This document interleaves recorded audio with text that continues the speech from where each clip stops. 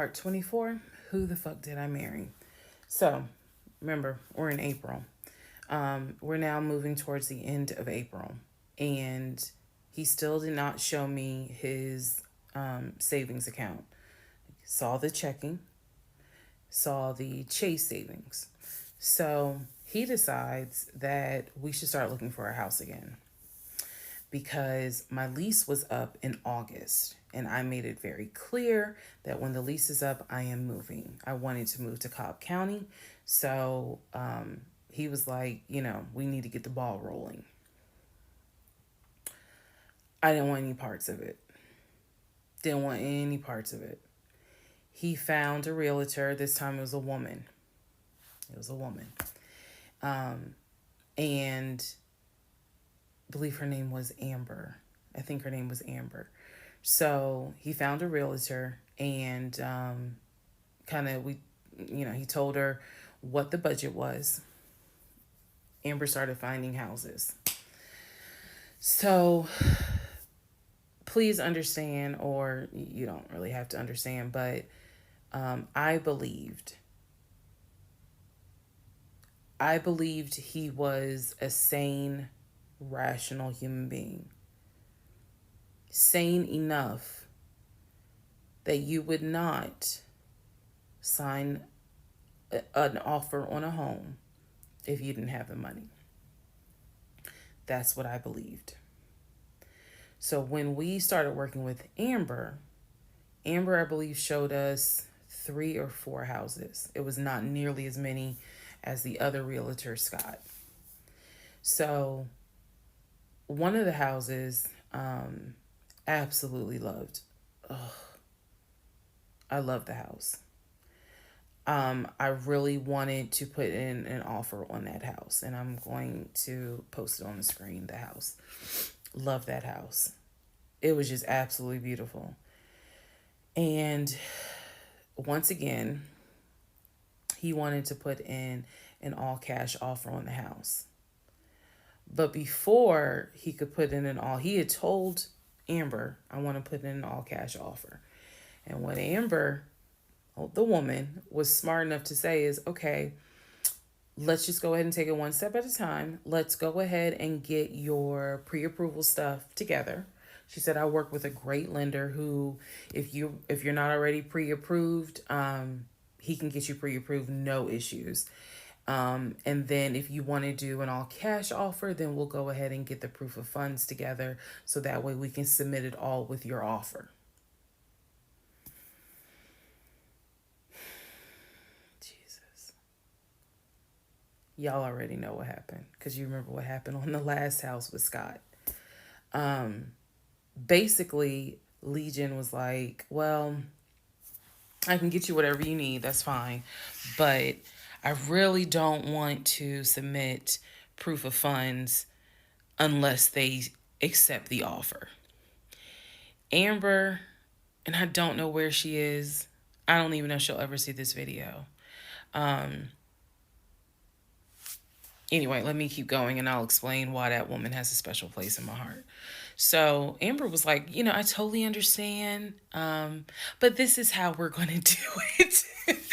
I'm going to need that paperwork, okay? And we'll submit it with your offer. She just simply was like, yeah, this is how we're going to do it.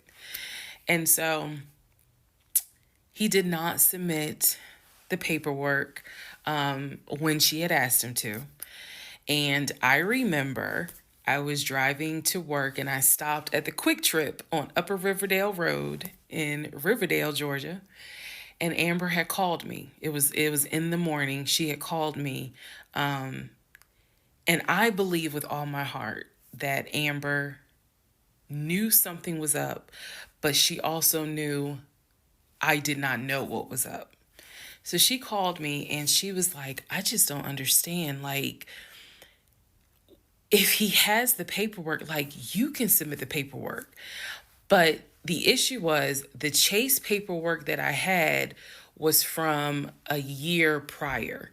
So my understanding was that it pretty much was no good at this point.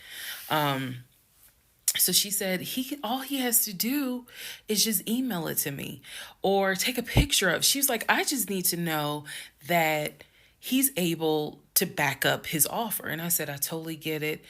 And she was explaining some stuff to me. She was like, he needs to do X, Y, and Z. And so I said to her, I remember I said, I don't know what's going on. I said, I'm going to get down to the bottom of it, but I don't know what's going on. And so let's put a pause on this whole thing. Let's put a pause on looking at houses. Let's put a pause on getting his pre-approval letter because I'm not sure what's going on. And she got quiet and she said, okay. I said, and I know this sounds weird. And she said, no. She said, that is actually very smart. She said, do your research. And if I can be of assistance, call me. She said, whether you buy a house with him or you buy a house on your own, I will be more than happy to represent you. I don't know where Amber is today, but that one sentence, I felt like just woman to woman, she was basically telling me something ain't right. Baby, something ain't right. And now you need to open your eyes. I'll be more than happy to work with you. If y'all get your shit together, I'll work with both of you. But whether you buy a house or not, do your research and then let me know what I can do. That was our conversation at the Quick Trip on Upper Riverdale Road. So I got off the phone. That was the last time that we worked with any sort of realtor. That was the last time that we looked at any sort of house. And I don't remember exactly what happened after that meeting that day. I do know that when I went home, I simply told him, I don't want to look at a house right now. I said, I think it's okay if we rent. We'll just find a house in Cobb County and just rent for a year. And let's build, save some more money. Let's not worry about buying a house right now. And basically what I was trying to do was save face because that was the first time with Amber that I actually was embarrassed at the fact that he and I, because I felt like I was complicit in the fact that I'm going to look at houses with him. I felt like we are wasting these people's time. I did not mean to waste your time. I clearly see my time as being wasted, but that doesn't mean I need to waste your time. And I felt embarrassed at the fact that we wasted her time coming across as serious buyers. When time came to put up or shut up, nothing was put up.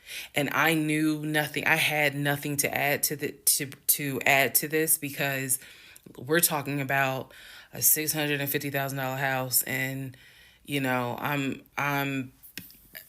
I don't make that. I don't make anywhere near that. So it just became one of those situations where I was trying to save face.